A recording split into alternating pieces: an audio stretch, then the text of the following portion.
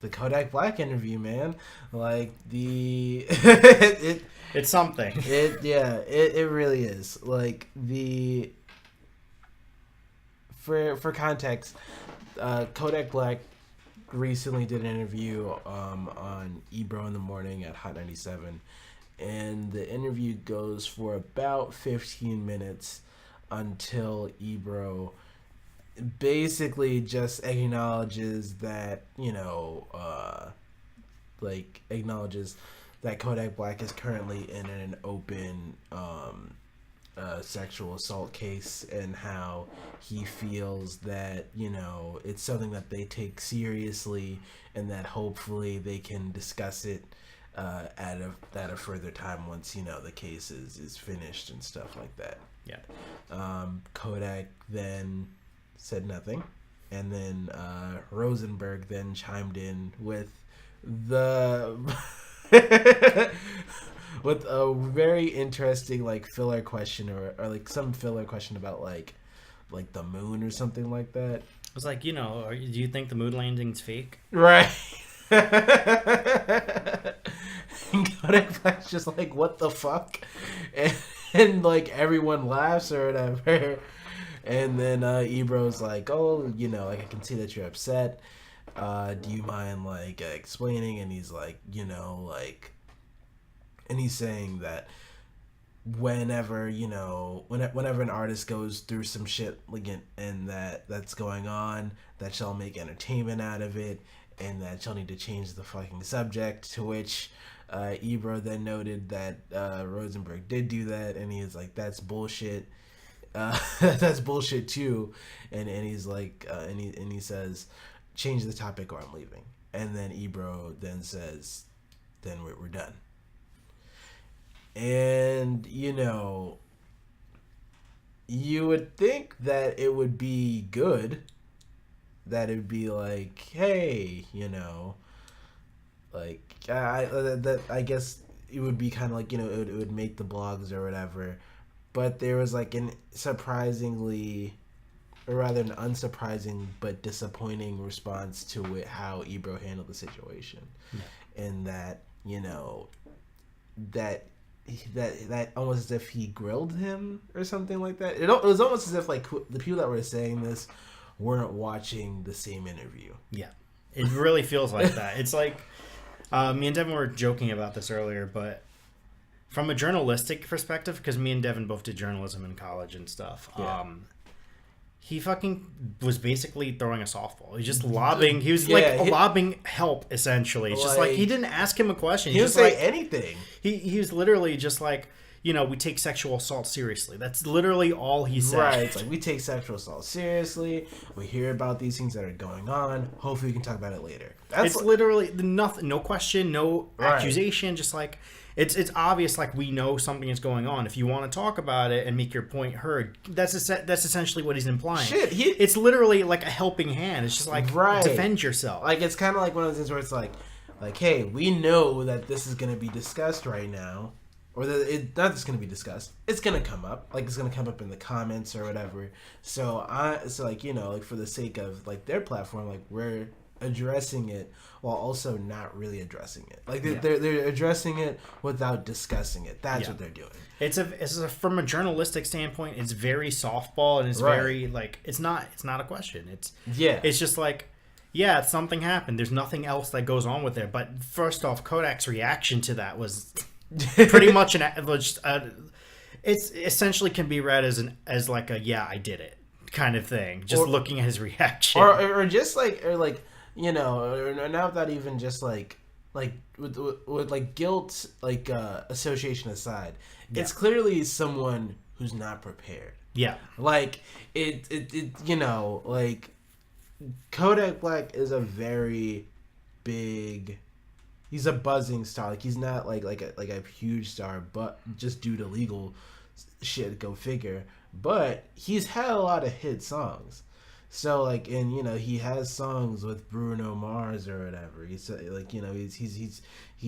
Kodak Black is his music or whatever is what fucking Cardi B took from to make Bodak Yellow. Yeah. So it's they're he's not someone who wouldn't have access to someone giving them media training. Like, he's been to radio stations before.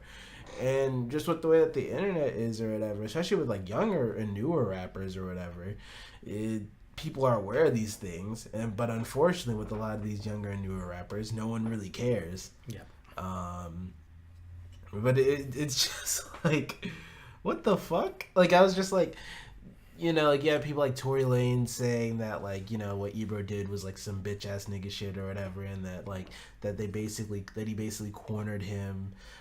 Trick Daddy, who's like from Miami and stuff like that, was like that you know, that he was that, like, you know, he's supposed to take him under his wing and not lead him to temptation or whatever the fuck that means, and calling him a fake ass Charlemagne and stuff like that, and it's just kind of like, you know, it's always disappointing for me because, you know, like, hip hop is the number one genre. Yeah, there's no denying it. It has all the highest singles, has all that shit. Yeah, 21 Savage is on the Mortal Kombat trailer, you know, so the inability that we're seeing with like artists to kind of like address what's going on, especially just like with sexual assault and like misconduct and stuff like that, is really is fucking disgusting. Like, I remember even talking about it like during the summer, like with like XXXTentacion or whatever, and the shit right now with 6ix9ine and stuff like that. Like, you know, because those two are very big names and stuff like that, with one, you know, dying but beating the shit out of his girlfriend, another one fucking a 13-year-old. Kodak Black is also one of those people who he's almost kind of like been in the, like, he's one of those names too, but he's in the background because it's like one, like, you know, so now that one is dead and the other's in jail, it's kind of like, oh, wait a second, you're still alive and not in jail, so it's kind of like, you know, like, what the fuck. And, you know, it's just very bad. It's just not good, like, especially just because it's like, we can't want this type of scrutiny does happen or whatever when you have the spotlight on you. Yeah. Especially for us, it's a fucking it's a sexual assault case. The Me Too movement is booming right now. Like, put two and two together. Like, you know, like any basic manager that's worth whatever training they've got would know how to kind of operate. Yeah. You know, and any journalist worth their salt really is gonna have to ask that question. Like, I think that's really why it's almost like it was almost like a watermark as far as like, oh, hey, by the way, I know y'all, you know, the wokes are watching. We addressed it kind of, you know, fast, you know, now we can go get back to business. Because even then he was like, oh, like, I really like, you know, like, I like you, so hopefully we can be kind of like cool and stuff like that. And so, yeah, like, it was just very weird. It's a very softball question. Like, our journalism professors would be upset with us. Yeah, they would. We might have failed a class. We would have failed a class because of that. It's just like, hey, Johnathan, I know you want to do your senior project on sexual assault, but right. you didn't ask a single question. Yeah, you just said that is something that you take very seriously. All right, so I have a confession, right? With my senior project. One of the reasons it took me so long to get my senior project done was my questions were like, suicide is really hard. I pretty much, one interview I had, I literally just asked, so can you tell me what happened? Like, literally, I just opened with that. It wasn't really a question. It was just a, hey, we know what we're here for. What's going on? Right. To be fair, got the A. But that's beside the point. Right. And the people are almost, the crazy thing is people are, like, you would think that Ebro did that. Yeah. Tell me what's going on. To be fair, sometimes it works. You just don't tell the professor you did that. They have no transcripts of my senior project. Because I was doing my senior project up until the fucking mark. Oh my god. And I still got an A. You are influencing the I am a bad journalist. Yeah, There's a reason I'm not working as a journalist right now. I'm working as a podcaster instead, making $0. Someone is gonna hey, shit, he did it. He did his senior project in 3 days. I'm straight. Ooh. And they're like, hey, can you come back? Well, they haven't asked yet, but they wanted to bring me back to talk about the senior project and stuff. I'm like, I will if they ask, but I have nothing good to say. Actually, it's maybe don't do this. Take the time. But yeah, it's bad. I feel like it's bad that people are responding like this, but I feel like it's good because I feel like that's kind of what we really should be getting. I feel like the idea that, these questions aren't really being asked, these topics aren't really being addressed and stuff is kind of you just get the sensational stuff. Even just Trick Daddy's whole comment about a fake Charlemagne or whatever. The way if this was a Breakfast Club interview, it would have went. The interview wouldn't have happened. He would have walked out. No, he wouldn't have walked. He would have stayed, but he would have just been saying some other shit or whatever, or it would have been so tell us what happened, and it's and then it just turns into a popular artist with a bigger name telling their side of the story. Yeah. Which is I get they're the Breakfast Club, they're not really there they're not there for journalism or whatever. They're there for sensationalized shit. So it makes sense on their part. I just don't understand why why artists shouldn't really be expected to do better. Yeah. Or even just expect to know how to handle this too. I feel like media training is very important. To know how to answer questions and stuff. Especially something like that. Honestly, I wouldn't even be upset. That's really a fucking alley-oop. This is gonna tie into our next topic a lot, actually. But I think one of the big things with artists, there was a big push a while back, that you should see artists as people and stuff, which is fair. They're people. Yeah. They're gonna fuck up and everything. You can never look at a celebrity, especially, as not a person. Right. But I think people may have taken that as they fuck up, let them be, versus a whole they fucked up, how are they going to recover and do better? Yeah. People completely miss that second part. Right. I think that's the big thing that's one of the things that happens is people just don't think about that second part a lot and just use they're people, you have to give them a break, but at what point is that break over? Right. At what point it's just a break, it's just a permanent break. Yeah, it's also the thing about if we're being honest, looking at them as people or whatever, it's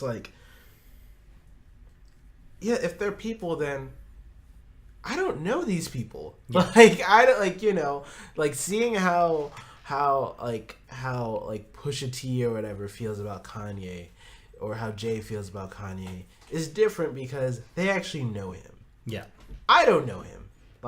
We don't know who he is, so it's kind of even that idea of looking at treating these people as people or whatever is kind of then you really shouldn't be so cavalier in how you choose to defend these people then. Yeah, because it's you don't fucking know them.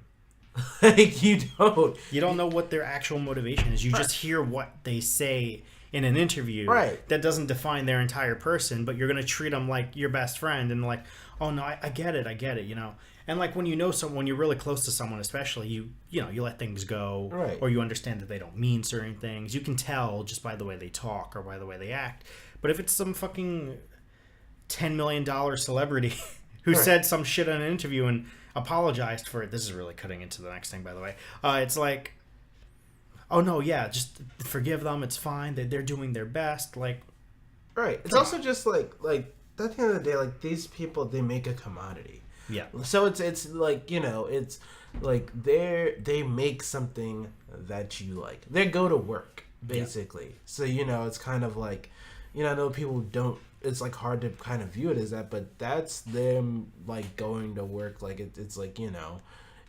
So to kind of turn it into this idea of they know them or whatever. It's just so weird. And so it's just like, I think at the end of the day, I think like better journalism or more rigid kind of like questioning of the younger artists, especially from someone who is an Ebro, who's kind of like, he's someone who's older. Yeah.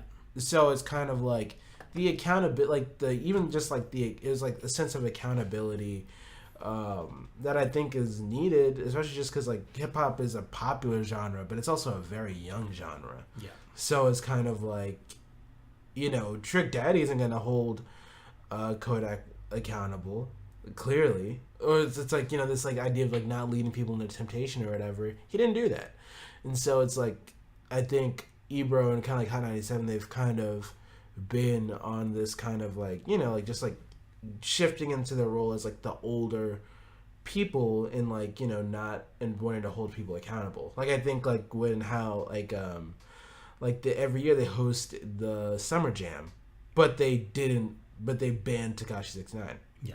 You know, and I think like being like having them be like transparent about what's going on with the artists or whatever, it's kind of like that's what you need, you know. Yeah. So I think what Ebro did was like good, you know. I think it's like you can't ask how is R. Kelly still around if you're upset at the Ebro interview. Yeah. Like that, like because those things really do go hand in hand, you know. Yeah, I agree. I think he did the right thing. I think. Yeah, and I hope to see more of it. Honestly, right. I want to see it more often. You know. Yeah. I think it. I right now I'd rather there be a discussion about this. Yeah. Where like half the people are just complaining like, why did you do that? It's still better than not having a discussion at all and just not even addressing it to begin with. Yeah. Any progress is still progress in that that area. Yeah, like media training, and also it's like most of the time when you're a guest or something like that, there's usually some type of like rider or like you can't talk about this or whatever. Yeah. So the idea to have an open case about sexual assault and think that this is not going to be addressed. Yeah.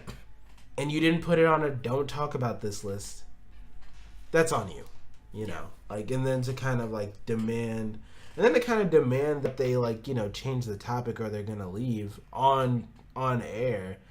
It's not like, you know, Kodak Black is not he's not big enough to do that. Yeah. And Hot 97 isn't small enough to buckle down to it either. So